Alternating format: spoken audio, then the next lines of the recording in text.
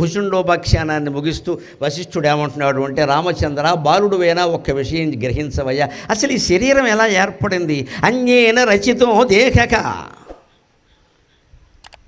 అన్యేన రచితో దేహక యక్షేణ అన్యేన సంశ్రితక దుఃఖమన్యస్య భోక్త అన్యక దుఃఖమన్యస్య భోక్త అన్యక చిత్రేయం మౌర్ఖ్యచక్రిక చిత్ర ఇయం మౌర్ఖ్యచక్రిక చిత్రేయం మౌర్ఖ్యచక్రిక.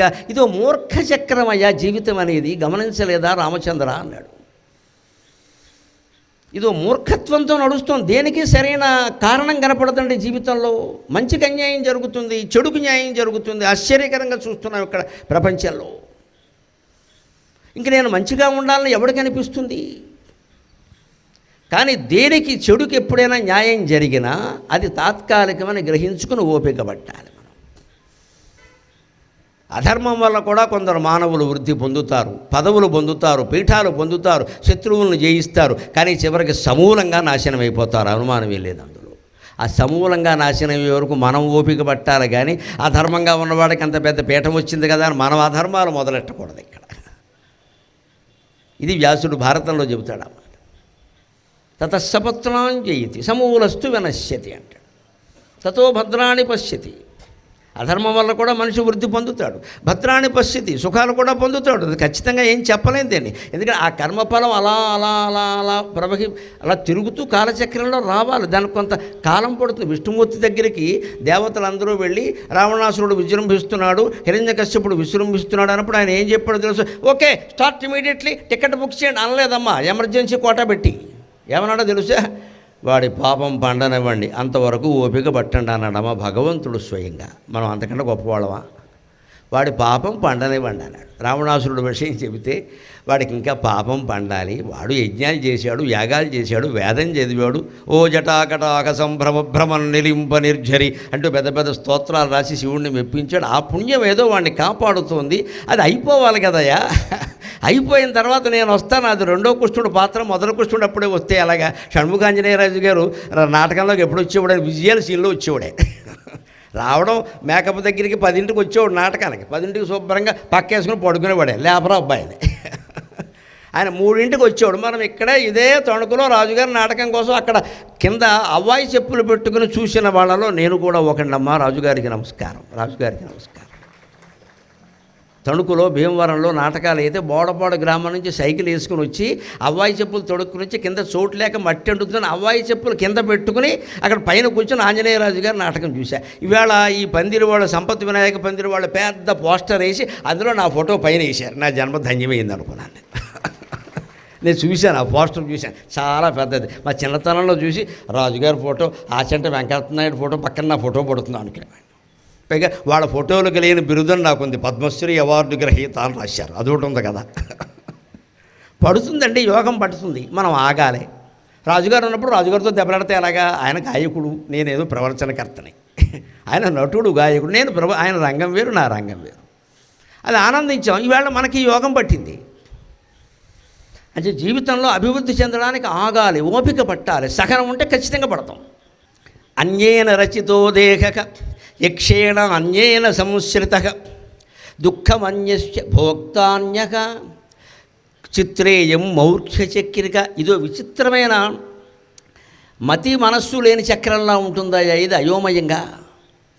అన్యేన రచితో దేహక. ఒకసారి ఆలోచిద్దాం గంభీరంగా. ఎవరిని నిందించడం కాదు, తప్పుపడడం కాదు. మనం ఏమైనా అనుకుని పుట్టామా? తల్లిదండ్రుల సంపర్కం వల్ల పుట్టాం. సందర్భం వచ్చింది కాబట్టి చెబుతున్నా, కలియుగంలో జాగ్రత్త పడాల్సిన విషయం. కృతయుగంలో సంపర్కాలు లేవండి, సంస్పర్శ కూడా లేదండి. సంకల్ప మాత్రం చేత సంతానం కలిగేవారు. బ్రహ్మదేవుడికి నారదుడు అలాగే పుట్టాడు. బ్రహ్మదేవుడికి దక్ష ప్రజాపతి, కర్దమ ప్రజాపతి, కశ్యప ప్రజాపతి సహా 10 మంది ప్రజాపతులు అలాగే పుట్టారు. సనక సనందనుడు అలాగే పుట్టారు. విష్ణుమూర్తి వక్షస్థలం నుంచి మన్మధుడు అలాగే పుట్టాడు. మనస్సంకల్పం. కృతయుగంలో సంకల్పం వల్లనే సంతానం కలిగేవారు. త్రేతాయుగం దగ్గరికి వచ్చి కొంచెం మారింది వాతావరణం. సంకల్పం కాదు, సంస్పర్శ, ముట్టుకుంటే చాలు. స్త్రీని పురుషుడు ముట్టుకుంటే చాలు సంతానం కలిగేవారు, వేరే అక్కర్లేదు. తేజస్సు ప్రవహించేది చేతి ద్వారా, చాలంతే. భౌతిక సంభోగం కోసం వారు ప్రయత్నాలు చేయాలి. త్రేతాయుగంలో పుట్టుకలు అలాగే ఉంటాయి. సంస్పర్శ అక్కడ సంకల్పం కృతయుగంలో, త్రేతాయుగంలో సంస్పర్శ. ద్వాపర యుగం చివరకు వచ్చేసరికి ఈ సంపర్కం వచ్చి పడింది. కలియుగంలో మన కర్మ ఏమిటంటే సంపర్కం వల్ల కూడా కలగట్లేదు, సరోగసి వల్ల కలుగుతున్నారు. సాఫల్య కేంద్రం ఇప్పుడు అది కూడా పనిచేయట్లేదు. ఎందుకు వచ్చిందండి ఈ స్థితి? యుగ పరిణామం అంటే ఇంతే. దానికి మన ఊరికే కంగారు పడి బాధపడి ఇంకా కడుపునో కాయలు ఈ ఏదో వ్యాఖ్యానాన్ని చేయొద్దు. చింత చెట్టు కోసే కాయలు కోసుకో వెళ్ళి. కొత్త దంపతులు కనపడగానే 2 ఏళ్ళు 3 ఏళ్ళు దాటగానే మాట్లాడకూడదండి అన్నమాట. వాళ్ళు చాలా బాధపడిపోతారు. ఇవాళ ఆడవాళ్ళు అయితే బయటికి రాలేకపోతున్నారు అసలు. దాని గురించి ఇంకా చెట్టుకు మొక్కి పొట్టకు మొక్కి నానా గొడవలు చేసి ఏమిటండి ఇది ఎదవ సంతానం లేకపోతే ఏమైతే మాకు అక్కర్లేదని చెప్పాలి. అసలు సంతానం లేదు అంటే అర్థం ఏంటో తెలుసా? మనం ఎవరికి బాకీ లేం, మనకెవరూ బాకీ లేరు కాబట్టి సంతానం లేదు లెక్క అయిపోయింది అంతే. బాకీ ఉంటేనే సంతానం కలుగుతుంది. శాస్త్రమే చెప్పింది, రుణానుబంధ రూపేణ పశుపత్ని సుతాలయాక. పెళ్ళవలేదు, సంతానం కలగలేదు అంటే ఎవరికి రుణం లేవు, మనకి ఎవరూ రుణం లేరు కాబట్టి అవ్వలేదు, సంతానము కలగలేదు. మిగిలిన జీవితాన్ని ఆధ్యాత్మిక రంగంలోకి మలుచుకో, ఆత్మధ్యానం చేసుకో, హాయిగా బతుకో.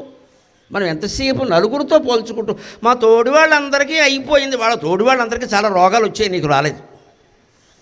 తోడి వాళ్ళకి అయిపోతే నీకు అయిపోవాలా? ఇదో కామెంట్ అండి. నేను మొహమాటం లేకుండా చెబుతున్నానమ్మా, దయచేసి వ్యాఖ్యానాలు మార్చండి. వ్యాఖ్యానం మారితే వ్యవస్థ మారుతుంది, వ్యాఖ్యానం మారితే వ్యవస్థ మారుతుంది. సంతానం లేని వాళ్ళని సంతానం గురించి పలకరించకండి. ఐశ్వర్యం లేని వాళ్ళ దగ్గర డబ్బు గురించి మాట్లాడకండి. అందంగా లేని వాళ్ళ దగ్గర అందం గురించి మాట్లాడకండి. హోదాలో లేకుండా మామూలుగా ఉండే వాళ్ళ దగ్గర మీ హోదాన్ని ప్రదర్శించకండి. వీలైనంత దాచేయండి దాన్ని. నువ్వు వాడిని బాధపడితే మనకేం వస్తుందండి? వాడు సంతోషంగా ఉండాలి. కానీ మన హోదా ప్రదర్శించవలసింది అక్కడ. ఇప్పుడు నేను కారులో అక్కడి నుంచి కృష్ణారావు గారి ఇంటి దగ్గర నుంచి వస్తూ ఉంటే ఒక అతను ఎవరో ఆ పక్కన నుంచున్నాడు, ఇలా దీనంగా చూస్తున్నాడు. ఇలాగా నేను కాసేపు ఇలా చూశాను. వెంటనే డ్రైవింగ్ సీట్లో ఉన్నాయని అన్నారు. అంజిబాబు గారు అన్నారు, అతను రిక్షా వాడండి, మధ్యాహ్నం 4 గంటల నుంచి మీ దర్శనం కోసం కూర్చున్నాడు అన్నారు. నాకు ఒళ్ళు జలధరించిందమ్మా ఒక్కసారి భగవంతుడు పట్టించిన యోగానికి. 4 గంటల నుంచి వాడు కిరాయిలు మానేసి కృష్ణారావు గారి ఇంటి దగ్గర కూర్చున్నట్ట. ఈయన బయటకు వస్తాడు చూడాలని. నేను కారు ఆపేసి అద్దం దించి అతన్ని పిలిచి చేతిలో చెయ్యేసి ఆశీర్వదించి అభినందించి పంపించానమ్మా. నాకు మా అమ్మ చేతితో అన్నం తిన్నప్పుడు ఎంత ఆనందం కలిగిందో అతని చేతిలో చేయగలిగితే అంత ఆనందం కలిగింది. అతనికి ఎంత ఆనందం కలిగిందో కళ్ళ నీళ్ళు. ఇక ఈరోజు కిరాయిలు ఎక్కాల, అన్నం ఎక్కాల, నిద్ర కూడా పట్టదు వాడికి. అలా పడుకుంటాడు. నా గురువుగారు కనిపించారు, నా చేతిలో చేయేశారు. ఏమైంది ఇందులో? వీళ్ళందరినీ పట్టించుకుంటే మనం ఎక్కడ అంటే ఏమైపోతుంది? ఇక్కడ పట్టించుకోకుండా వెళ్ళిపోయే సందర్భాలు ఉంటాయండి. అప్పుడు వెళ్ళిపోతాం. అక్కడ అవకాశం ఉంది, కాస్త టైం ఉంది ఇంకాను. అతను అక్కడ నుంచున్న పైగా 4 గంటల నుంచి నుంచున్నట్ట. నేను బయలుదేరింది 6ంటికి. 2 గంటలు నుంచోవడం నా కోసం ఒక ప్రాణి. మహానుభావుడైన మహానుభావులకి రామకృష్ణాదులకు పట్టిన యోగం ఈవేళ మాకు పట్టింది. ఎంత అదృష్టం అండి, ఎంత అదృష్టం అండి ఇది. దీన్ని నిలబెట్టుకుంటే చాలమ్మా, ఇంకేం అక్కర్లేదు, ఇంక మెరకెక్కర్లేదు. దీన్ని నిలబెట్టుకుంటే చాలు. ఒక బడుగు జీవికి ఆ చర్య ద్వారా, స్పర్శ ద్వారా మనం అంత ఆనందం కలిగించగలుగుతుంటే అది ఎంత ఐశ్వర్యం వల్లైనా కలుగుతుందా? ఎన్ని పదవుల వల్లైనా కలుగుతుందా? ఎన్ని భోగాల వల్లైనా కలుగుతుందా? ఈ ఒక్క మాట అర్థం చేసుకుంటే సమాజంలో అన్ని వర్గాల వారు సామరస్యంతో ఉంటారు కదండి. ఎప్పుడు ఓపిక పడితే అత్యున్నత స్థానాలు మన కోసం వేచి చూస్తున్నాయండి. ఆ ఓపిక లేకపోతే అలాగా. అది ఓపిక పట్టాలి అంటే ఈ దేహ నిర్మాణం గురించి తెలియాలి. అందుకని ఎవరో తల్లిదండ్రులు అనుకున్నారు, మనం పుట్టాం, మనం ఏమైనా సంకల్పించారా? వాళ్ళు ఏమన్నా అన్యేన రచితో దేహక యక్షేణ అన్యేన సంశ్రిత. అదేదో చలచలనై పెదపెదనై కలకలనై గలము గళముకుతో కరడు గట్టి గళనాళంబ ఆయన లోపల ఏర్పడుతుంటే ఓ ప్రాణశక్తి అందులో చేరింది, జీవశక్తి. యక్షేణ అన్యేన సంశ్రిత, ఓ ప్రాణం అందులో చేరింది, ఓ జీవుడు ఏర్పడ్డాడు. దుఃఖం అన్యస్య భోక్త అన్య. ఏదో కష్టమో సుఖమో వచ్చి పడింది, భోక్త వేరే ఎవరో అనుభవించేవాడు, నేను అనుకుంటున్నావు. ఇక్కడ నేను అనుకోకపోతే ఈ దుఃఖం ఎక్కడి నుంచైనా ఉందా? శారీరక అనారోగ్యాలు వేరండి, అవి మనం అనుభవించక తప్పదు. కాస్త జాగ్రత్తగా అర్థం చేసుకోండి. నేను మొండిగా మాట్లాడడం లేదు. మానసిక వ్యాధి ఎంత గొప్పదైనా మనం నిర్మూలించుకోవచ్చండి. శారీరక వ్యాధులు నిర్మూలించడం డాక్టర్ దగ్గరికి వెళ్ళాల్సిందే. శరీరంలో ఒక అవకరం వచ్చింది, డాక్టర్లు వైద్యం చేయే, నాకు లేదు లేదు నా కాలు విరగలేదు అనుకుంటే కుదరదు, విరిగింది. అక్కడ జైపూర్ గారికి ఆర్డర్ పెట్టాం, నువ్వెలా కుదురుతుంది? కానీ ఎంత దుఃఖం మానసికంగా వచ్చినా సరే ఇది నా దుఃఖం కాదు, నేను అనుభవించాల్సిన అవసరం లేదు, ఇందుకు నేను కారణం కాదు అని నమశివాయ నమశివాయ నమశివాయ అని పంచాక్షరి జపంలో పడితే ఆ దుఃఖం 5 నిమిషాల్లో దూరమైపోతుందమ్మా, అనుమానమే లేదు ఇక్కడ. అందుకే మన భాషలో గమనించండి, మనోవ్యాధికి మందు లేదు అంటారు. మందు లేదంటే లేదని కాదు, ఇతరులు వేసే మందు లేదు, నువ్వే వేసుకోవాలని అర్థం. అసలు లేకుండా ఉండదండి. మనోవ్యాధికి మందు లేదు అంటే దానికి ఏదో బి కాంప్లెక్స్ బిళ్ళలోనూ ట్యాబ్లెట్లు ఎనస్థీషియా ఇవి మందులు కావు, నువ్వు వేసుకోవాలి. నీకు వేసుకోవడం ఇష్టం లేనంత వరకు ఎవడు ఎన్ని బిళ్ళలు వేసినా ఉపయోగం లేదు. అంటే మనోవ్యాధికి మందు మనమే వేసుకో. ఇప్పుడు మరింత తేలిక, డాక్టర్ దగ్గరికి వెళ్ళక్కర్లేదు, మనం చెయ్యి జాపక్కర్లేదు, వారు కాళ్ళు జాపక్కర్లేదు, లెక్కలక్కర్లేదు, డబ్బు లెక్కలేదు, బిల్లు ఎక్కర్లేదు, ఇంట్లో కూర్చొని మనమే వేసుకోవచ్చు. మానసికమైన వ్యాధి ఎలా వస్తుందండి? ఈవేళ చాలామందిని పీడిస్తున్నది మనోవ్యాధి. నాకు ఇంకా ప్రమోషన్ రాలా, మా తోడు వాళ్ళందరికీ వచ్చేసింది, మా తోడు వాళ్ళందరికీ పెళ్ళి అయిపోయింది, నాకు అవలా. ఏమిటో అయింది కానీ నాకు అంత అందమైన అమ్మాయి దొరకల. తణుకు బజార్లో దొరుకుతుంది ఆవిడ. అంతకంటే 6 సంబంధాలు వచ్చాయి, ఆ 4వ పెళ్లి కొడుకుకి ప్యాకేజీ ఎక్కువ, వాడికి లీకేజీ కూడా ఎక్కువమ్మా. నేను అనవసరంగా ఇది చేసేసుకున్నా. ఇవ్వండి మన మనోవ్యాధులు. ఇది శారీరక వ్యాధి కాదు. ఇదేం కాలు విరిగిందా, చెయ్యి విరిగిందా, క్యాన్సర్ వచ్చిందా, ఏమొచ్చింది? నీ మనసులో ఓ జబ్బు వచ్చింది, దాన్ని నువ్వు పోగొట్టుకోలేవా? దానికి వైద్యులు ఎందుకు? ఇవ్వండి మన వ్యాధులు. వీటి కారణంగా బీపీలు షుగర్లు అన్నీ వస్తున్నాయి. తర్వాత ఇవి పెరిగిపోయి వాటిని మొదట్లోనే తుంచేస్తే ఏమి రావండి. పైగా దీనికి ప్రధానమైన కారణం పోలిక. ఈ పోలిక ఎందుకండి? Everybody is unique. సృష్టిలో ప్రతి ప్రాణి ఒక యూనిక్, ఒక ప్రత్యేకమైన జీవి. నువ్వు ఇంకో జీవిలా ఉండడం కోసం నిన్ను సృష్టించలేదమ్మా, నువ్వు ప్రత్యేకంగా ఉండడం కోసమే భగవంతుడు సృష్టించాడు. అంచేది ఏ జీవితోనూ మనం పోల్చుకోవాల్సిన అవసరం లేదు. We're unique. మనం ఎందుకోసం పుట్టామో అందుకోసం బతుకుతాం. మద్దులపల్లి సుబ్రహ్మణ్య శర్మ గారని గొప్ప అవధానం ఉండేవాడు, ఓ 70-80 ఏళ్ల క్రితం. ఆయన అవధానాలు ఏవో ఆయన చేసేవాడు. ఆయన ఒక అవధానంలో, ఏమండి ఇప్పుడు తిరుపతి వెంకటకవులు లాంటి వాళ్ళు, ఇలాంటి పెద్దవాళ్ళు ఏదో అవధానాలు చేశారు, ఇంకా చాలామంది ఇప్పుడు చేస్తున్నారు, ఇంత గొప్ప యుగంలో మీరు పుట్టారు, మీకు వారందరూ పోటీ కదా, మీ పోటీకి తట్టుకోగలరా అని అడిగాడు ఆయన ప్రశ్న. ఆశుపద్యం అది. ఆయన ఆశుపద్యం ఎంత చక్కగా చెప్పాడు మహానుభావుడు. ఏమాత్రం అహంకారం లేకుండా. అంటే అందరూ పెద్దవాళ్ళు ఉన్నారా, అయితే నేను అవధానాలు చేయకూడదా అని. నేను నా ఎంత వాడను, నేను గలుగ జరుగవలసినదేదియో జరుగగలదు. నేను నా ఎంత వాడను, నేను గలుగ జరుగవలసినదేదియో జరుగగలదు. నాకు వలసిన ప్రజ్ఞయే నాకు గలదు, అతిశయోక్తులతోనేమి ఆర్యులారా. ఇదే ఆయన చెప్పిన పద్యం. ప్రతి అవధాని, ప్రతి కవి ఆనందించే మాట. నేను నా అంతవాణ్ణి, నేను పుట్టగా ఈ భూమి మీద ఏం జరగాలో అది జరుగుతుంది, అందుకోసమే భగవంతుడు నన్ను పుట్టించాడు. నాకు తగినంత ప్రజ్ఞయే నాకు కలదు. నాకు తిరుపతి వెంకట కవుల ప్రజ్ఞ, కొప్పరపు కవుల ప్రజ్ఞ, ఇంకోళ్ళ ప్రజ్ఞ నాకు ఎక్కల, నా ప్రజ్ఞ నాకుంది. నాకు తగినంత ప్రజ్ఞయే నాకు కలదు. అతిశయోక్తులతోనేమి ఆర్యులారా. ఇంక వేరే గొప్ప మాటలు రమ్మను ఎవడున్నాడో అని కాళ్ళు చాపాల్సిన అవసరం నాకేం లేదు ఇక్కడ. నేనే గొప్ప అవధానని, నేనే ఇన్ని చేశాను, నన్ను మించిన వాళ్ళు లేడు, ఈ సవాళ్ళన్నీ అవసరం లేదు. నా అవధానం కావలసిన వాడు పెట్టించుకుంటాను, నేను చేస్తాను. నాకు తగినంత ప్రజ్ఞ నాకుంది. నేను ఈ భూమి మీద పుట్టాను అంటే ఏం జరగాలో అది జరగడం కోసమే భగవంతుడు పుట్టించాడు కదా అని మద్దులపల్లి సుబ్రహ్మణ్య శాస్త్రి గారు లాంటి మంచి అవధాని వినయంగా చెప్పాడు. ఆయన హాయిగా బతికాడు, అవధానాలు చేశాడు. ఇలా గర్వం లేకుండా మనం ఉండొచ్చే. ప్రతిదానికి మన గురించి మాట్లాడతాం. ఇక్కడ మనం మించిన వాళ్ళు లేడు. ఇంతకు ముందు ఉన్నారు, తర్వాత ఉన్నారు, మన మధ్యలో వచ్చారు. ఇక్కడ ఈ అహంకారం మన మనోవ్యాధికి కారణమవుతుంది. అసూయ మరో కారణమవుతుంది. కోపం మరో కారణమవుతుంది. ఇవే కదా, ఇవన్నీ మనలోంచి తొలగించుకోవడం మన చేతుల్లో ఉందండి.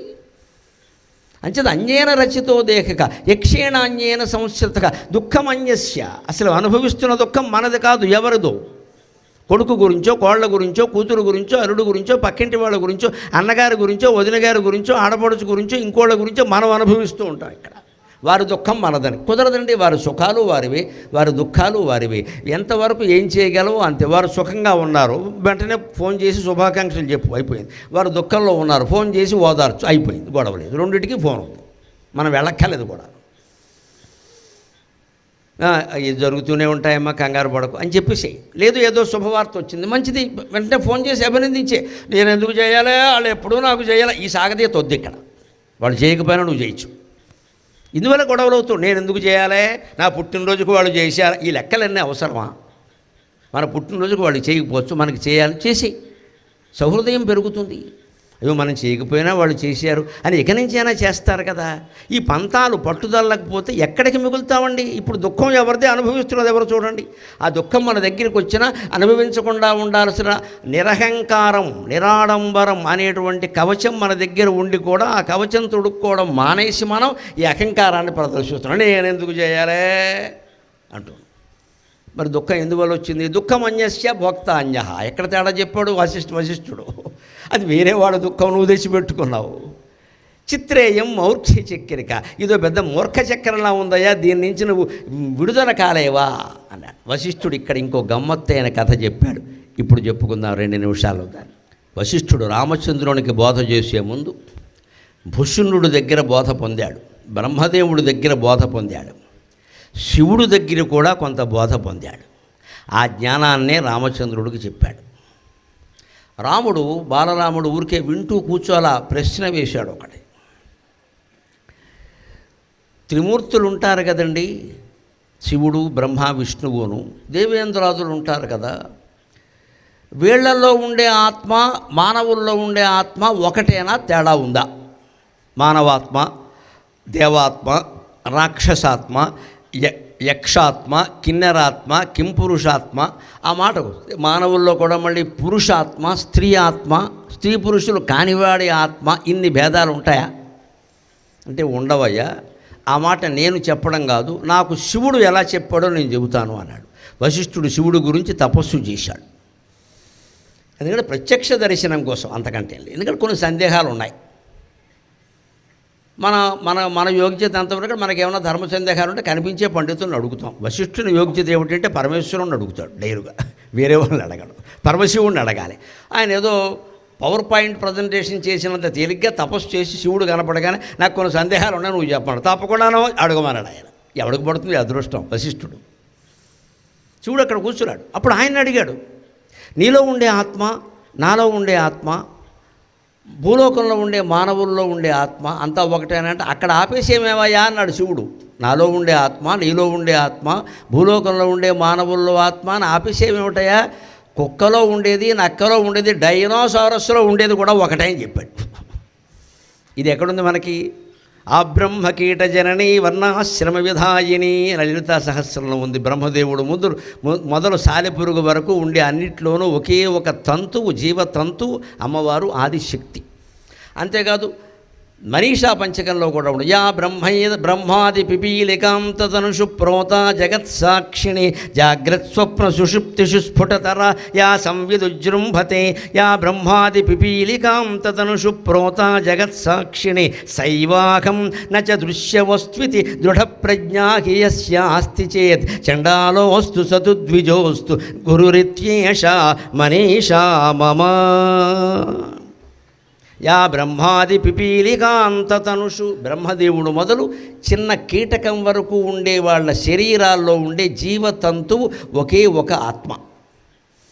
ఆ జీవతంతువు కూడా కారణమైంది ఆత్మ, నిజానికి ఆ తంతువు కాదు. అది నేను అని తెలుసుకోగలిగితే ఈ జీవితాన్ని పట్టుకుని, ఈ దేహాన్ని పట్టుకుని ఎవడు వేలాడ్డయ్యా, దుఃఖం ఎక్కడది, సుఖం ఎక్కడది అన్నాడు. అందుకని ఇక్కడ శివుడు ఏం చెబుతున్నాడంటే, నీ మానవులతో ఆపయ్యకు, ఇంకా జీవులు చాలా నీచ జీవులు అనుకునేవి కూడా ఉన్నాయి కదా, విషపురుగులు అనుకునేవి కూడా ఉన్నాయి కదా, భయంకరంగా కనిపించే గొంగళి పురుగు లాంటివి ఉన్నాయి కదా, ఇవన్నిట్లోనూ ఉన్నది ఒకటేనయ్యా. యచ్చిత్తత్వం తరుంధత్యాగ యచ్చిత్తత్వం తవానగా. ఆయనతోనే మొదలు పెడుతున్నాడు భాషను. వినేవాడు వశిష్ఠుడు కదా. యచ్చిత్తత్వం త్వరుంధత్యాగ యచ్చిత్తత్వం తవానఘ యచ్చిత్తత్వం తు పార్వత్యాగ యచ్చిత్తత్వం గణేశ్వరే యచ్చిత్తత్వం తు పార్వత్యాగ యచ్చిత్తత్వం గణేశ్వరే తద్దేవ ఇతి తత్వజ్ఞాక విదురుత్తమ బుద్ధయక. ఏ ఆత్మ, దాని నుంచి పుట్టిన ప్రతిబింబంగా పుట్టిన మనస్సు ఎలా ఉన్నాయంటే అరుంధతీ దేవిలో ఏది ఉందో అదే నీలో ఉంది. యచ్చిత్తత్వం తు అరుంధత్యాహ యచ్చిత్తత్వం తవానక. ఇక్కడ ఆత్మకు బదులు చిత్తం అని వాడడంలో ఒక పారిభాషికమైన సౌకర్యం ఉంది, అందుకోసం వాడాడు బోధక ఉపయోగంగా. ఆత్మ వేరు, మనస్సు వేరు.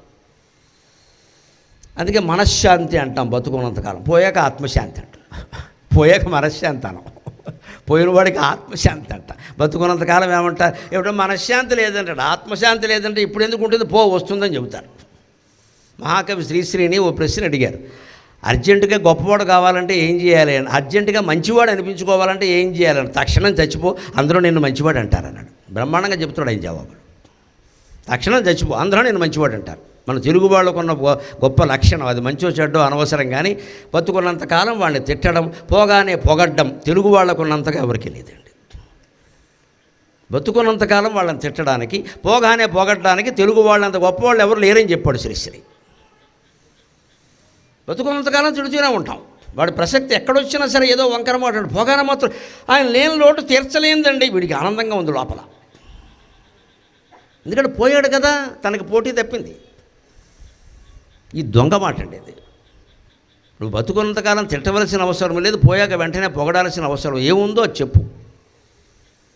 పోనీ పోయాక పొగడటం వేరే విషయం, బతుకున్నంతకాలం ఎందుకు తిట్టాలి? అప్పుడు కూడా ఏదో మెచ్చుకోరాదా? మెచ్చుకోవడం ఇష్టం లేకపోతే నోరు మూసుకోరాదా? ఊరుకో, ఆ ప్రసక్తి రాగానే ఊరుకో. నేను మాట్లాడలేనంటే నాకు ఇష్టం లేదని చెప్పు. ఎందుకు పనిగట్టుకుని తిట్టాలి? అప్పుడు పనిగట్టుకుని ఎందుకు పొగడాలి? విన్నవాళ్ళు ఏమనుకుంటారు? ఈ ద్వంద్వ ప్రవృత్తి అనేక రకాల రోగాలకు కారణం. దానికి కారణం చిత్తం.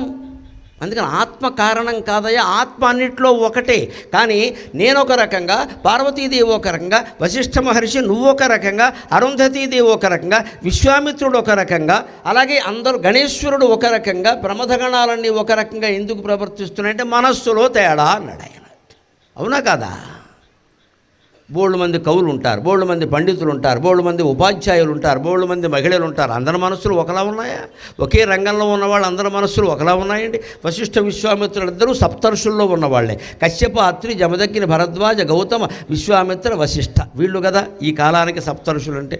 మరి విశ్వామిత్రుడు పక్కనే వశిష్ఠుడు ఉన్నాడు. వశిష్ఠుడికి ఉన్నటువంటి శాంతం విశ్వామిత్రుడికి ఉందా? విశ్వామిత్రుడు సృష్టించినటువంటి అపరస్వర్గాన్ని వశిష్ఠుడు సృష్టించాడా? వశిష్ఠుని కుమారుని 100 మందిని కేవలం శాపమాత్రం చేత విశ్వామిత్రుడు దగ్ధం చేస్తే ఒక్క ప్రతీకార చర్య కూడా తీసుకోకుండా శాంతంగా ఉండిపోయాడమ్మా వశిష్ఠుడు. అందుకని యోగ వాసిష్టం అన్నారు, యోగ విశ్వామిత్రం అనలేదు. నాకు పక్షపాతం ఏం లేదు, మా ఋషి విశ్వామిత్రుడు, మాది కౌశికస గోత్రం. కానీ ఏది ధర్మమో దాన్ని చెప్పడమే నాకు అలవాటు.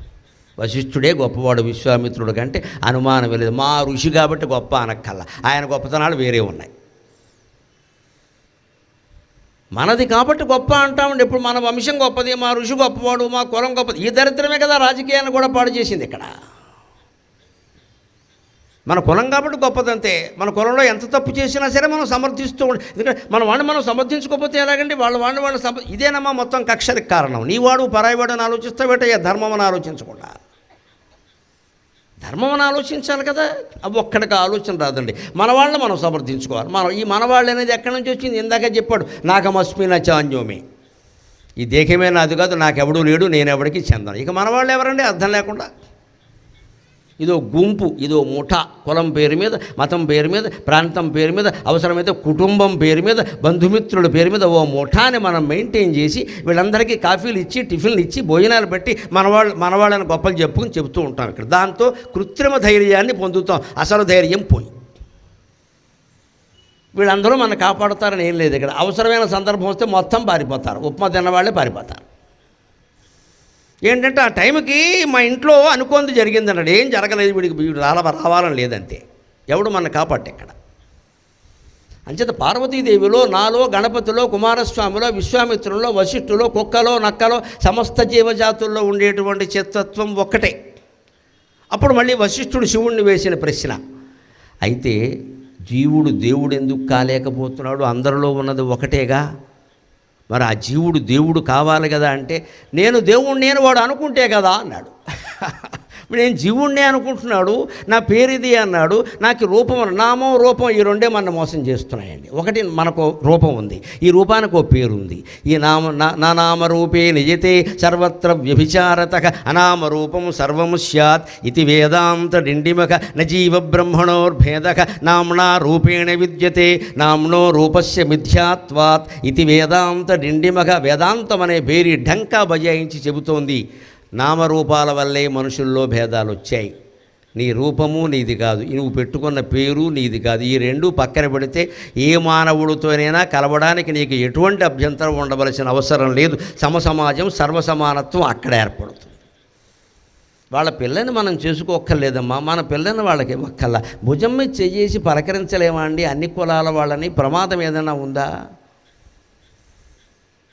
ఆ ధోరణి ఎందుకు రాదండి మనుషుల్లో? వాడిని అలా నిలబెట్టి మాట్లాడు, వాడిని దూరంగా పెట్టి మాట్లాడు, వాళ్ళతో స్నేహం చేయొద్దని నీకు చెప్పాను కదా. ఈ వంకర మాటలు ఎందుకు వస్తున్నాయండి 21వ శతాబ్దంలో?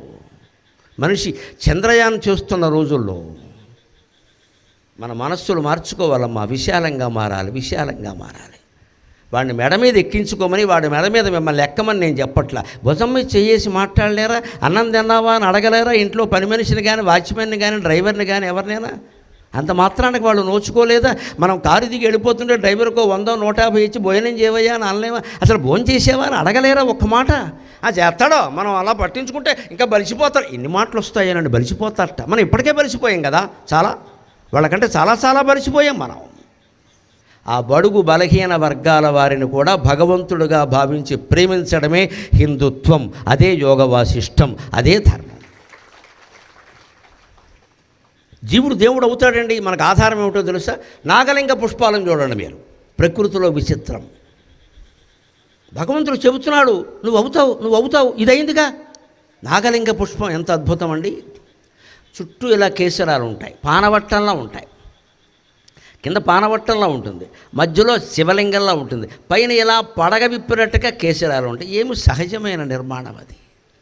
ప్రకృతిలో అది ఎందుకు జరిగిందండి? ఆ పువ్వు పుట్టుకలోనే తాను శివుడు కావాలని ఆ పుష్పజాతి మొత్తం భావించిందమ్మా. యద్భావం తద్భవతి. అందుకని నాగలింగ పుష్పం అయింది అది. లేకపోతే అంత అందమైన పువ్వు ఏమిటండి? అలాగే ఇంకా విచిత్రం, మీరు చూశారో లేదో, నా దగ్గర ఇప్పటికీ ఫైల్ చేసి పెట్టాను నేను. ఆఫ్రికా దేశంలో ఒక తోట ఉంది. అక్కడ చెట్లకు కాసే పువ్వులన్నీ చిలకల ఆకారంలో ఉంటాయి. చిలక ఆకారం, రంగు కాదు, ఎర్ర రంగులో ఉంటాయి. చిలకే ముక్కు, నోరు, కళ్ళు, తోక, రెక్కలు అన్నీ మొత్తం చిలక. ఇంత పెద్ద పువ్వు. ఆంధ్రజ్యోతి పత్రికలో వస్తే నేను కట్ చేసి దాచిపెట్టా. ఏడాదికి ఒకసారి ఆ ఫైల్ చేసి చూసుకుంటా, భగవల్లీలంటే ఇదే కదా అని. ఈ మధ్యన ఇంకోటి చూశాను, అదే పత్రికలో మళ్ళీ వచ్చింది. కోతి ఆకారంలో ఉన్నాయి పువ్వులు అరేబియా దగ్గర. అరేబియన్ సముద్ర తీరంలో ఉన్న ఒక తోట కోతి ఆకారంలో. ప్రతి పువ్వు కొండముచ్చే, ప్రతి పువ్వు పండుకోతే. ఇంత పొడుగుని ఇలా మొహం వేసుకుని. అసలు మనం నమ్మం. నా దగ్గర కటింగ్స్ ఉన్నాయి, పేపర్ కటింగ్స్ చేసి పెట్టాను నేను. నాకు చాలా విచిత్రం, ఎందుకంటే భగవల్లీల అద్వైతాన్ని గ్రహించడానికి ఇంతకంటే ఉదాహరణ లేదండి. ఈ మధ్యన వచ్చినవి అవి కోతి పూలు, చిలక పూలు. మనకు ప్రత్యక్ష నిదర్శనం నాగలింగ పూలు. కౌరవ పాండవ పుష్పం అని ఇంకోటి ఉంది. చుట్టూ కేసరాలు ఒక 100 ఉంటాయి, మధ్యలో 5 ఉంటాయి. కౌరవులు పాండవుల పూలని పేరెట్టారు తెలుగు వాళ్ళ దానికి. అదో విచిత్రం. పోనీ అదేదో సంఖ్యను బట్టి నువ్వు పెట్టేవేమో అనుకోవచ్చు. నాగలింగ పుష్పం ఎప్పటికీ విచిత్రం అండి, ఎప్పటికీ విచిత్రం. ఖచ్చితంగా మధ్యలో దద్దు శివలింగంలాగే ఉంటుంది. అది దాని చుట్టూ ఉన్నది పానవట్టంలాగే ఉంటుంది. పైన ఇలా పాము పడగ విప్పినట్టే ఉంటుంది. దీనిళ్ళు బంగారంగానే ఎన్ని జన్మలు తపస్సు చేసిందో అలా అవడానికి. ఒక తోటలో ఆ పువ్వును చూడగానే నేను కవిని కదా, నేను అవధానిని కదా, నాకు పద్యం వచ్చింది వెంటనే. దేవునర్చించి అర్చించి జీవి దేవుడగుట భ్రమరకీటన్యాయమని ప్రసిద్ధి. దేవునర్చించి అర్చించి జీవి దేవుడగుట భ్రమరకీటన్యాయమని ప్రసిద్ధి. పూలు శివలింగమందున వ్రాలి పూలు శివలింగమందున వ్రాలి నాగలింగములగు శివన్యాయమిద్ది. మనకి వేదాంతాన్ని అర్థం చేయించడానికి వేదాంత గ్రంథంలో ఒక మాట చెబుతారు. సంస్కృతంలో న్యాయాలు అని ఉంటాయి. న్యాయం అంటే విధానం, ఒక ప్రొసీజర్ అని అర్థం దానికి. మన లాలో ఉండే న్యాయం కాదు, ఒక ప్రొసీజర్, ఒక విధానం. తినతండుల న్యాయము అంటారు. అంటే నువ్వులు బియ్యము కలిపి ఆరబెడతారు. చిమ్మిలు చేసేటప్పుడు, చనివిడు ఇలాంటి సందర్భాల్లో కొన్ని ఆరబెడతారు కదా, నువ్వులు బియ్యం. అప్పుడు నువ్వులు నల్లగా ఉంటాయి, బియ్యం తెల్లగా ఉంటాయి. కొందరు జుట్టు కాస్త 60 ఏళ్ళు దాటాక ఆడవాళ్ళ జుట్టు ఎలా ఉంటుందంటే తిలదండుల న్యాయంగా ఉంటుంది, కొంత తెలుపు కొంత నలుపు. అది అందంగా ఉంటుంది, దానికి రంగు వేయకూడదు, అది శాపం. అలాగే ఉండాలి, ఆ తెలుపు తెలుపులాగే ఉండాలి, నలుపు నలుపులాగే ఉండాలి. నలుపు మధ్యలోంచి తెలుపు, తెలుపు మధ్యలో నలుపు కనపడితే ఎంత అందంగా ఉంటుందంటే శ్రీనాథుడు వర్ణిస్తాడు కాశీఖండంలో, తిలతండుల న్యాయం అంటాడు. అంటే బియ్యము నువ్వులు కలిపి ఒక చాటలో ఆరబోస్తే డాబా మీద పెడితే ఎంత అందంగా ఉంటుందో ఆవిడ జుట్టు అంత అందంగా ఉంది. దానికి ఎందుకంటే రంగేస్తారు దిక్కుమాలిన సంత. ఇప్పుడు కనిపిస్తే ఏమైంది? ఈ రంగులు వేసి మనం బతుకును పాడు చేసుకుంటాం. ఆ తెలుపు నలుపులో ఉండే అందాన్ని చూడాలి కానీ రంగేసి మాయ చేస్తారేమిటి? జీవితం కృత్రిమం అయిపోలేదా? అలాగా భ్రమర కీట న్యాయం ఉంటుంది. తుమ్మెద ఏదో దానికి దొరికిన పురుగు ఒకటి తెచ్చుకుంటూ అది తుమ్మెద అనుకుంటుంది భ్రమపడి.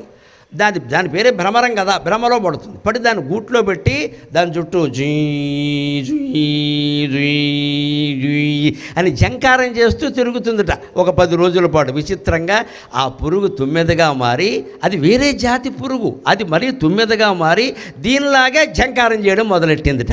అనుకరణ అనుకరణ అనుకరణ. అలాగే మనం కూడా నిరంతరం నమశివాయ నమశివాయ నమశివాయ నమశివాయ నమశివాయ అనే నామస్మరణ మానకుండా ఉంటే, ఏ చిత్తం పార్వతీదేవిలో ఉందో, ఏ చిత్తం ఇక్కడ సంపద్ వినాయకుల్లో ఉందో, ఏ చిత్తం పరమేశ్వరుల్లో ఉందో, ఆ చిత్తం ఇక్కడ ఉన్న సభాసదులందరిలో ప్రవేశించి అందరూ దేవుళ్ళు అవుతారండి, అందరూ దైవత్వం పొందుతారండి. అందరం కైలాసంలో ఉంటాం, ఇంట్లోనే కైలాసంలో ఉన్నంత హాయిగా ఉంటాం. ఇది నాగలింగ పుష్పాన్ని చూసి మనం నేర్చుకోవాలి వెంటనే. ఎక్కడ